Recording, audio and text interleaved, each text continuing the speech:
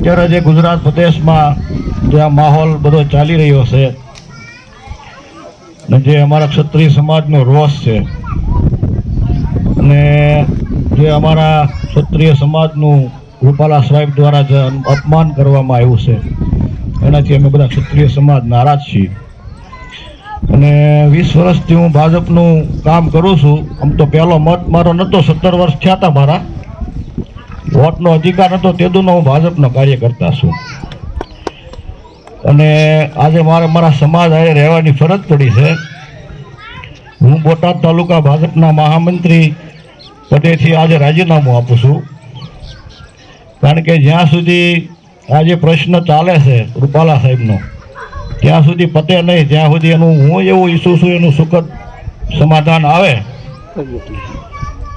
અને વહેલી તકે એનું સુખદ સમાધાન આવે. અને ભાજપના નવડી મંડળને હું પ્રાર્થના કરું છું કે આના માટે કંઈક પ્રયત્નો કરે.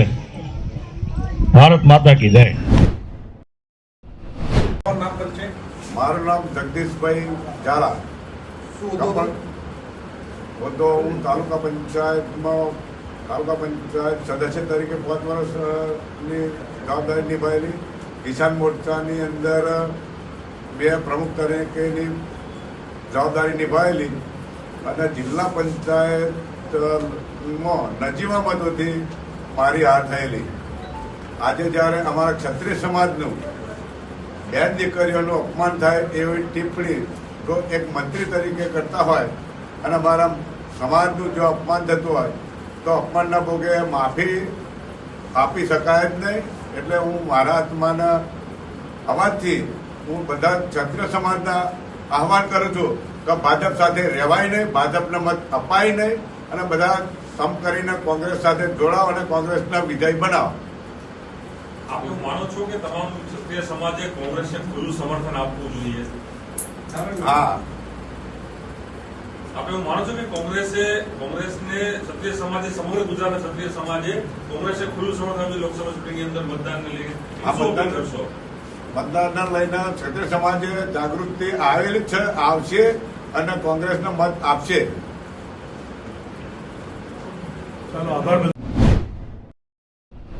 અત્યારે જે ગુજરાત પ્રદેશમાં જે આ માહોલ બધો ચાલી રહ્યો છે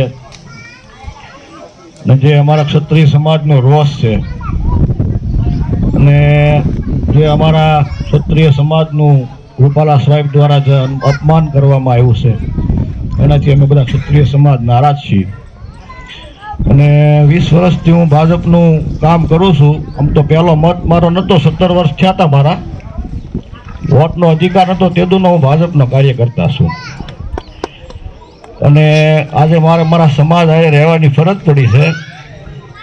હું બોટાદ તાલુકા ભાજપના મહામંત્રી પદેથી આજે રાજીનામું આપું છું, કારણ કે જ્યાં સુધી આજે પ્રશ્ન ચાલે છે રૂપાલા સાહેબનો ત્યાં સુધી પતે નહીં, જ્યાં સુધી એનું હું એવું ઈચ્છું છું એનું સુખદ સમાધાન આવે અને વહેલી તકે એનું સુખદ સમાધાન આવે. અને ભાજપના નવડી મંડળને હું પ્રાર્થના કરું છું કે આના માટે કંઈક પ્રયત્નો કરે. ભારત માતા કી જય.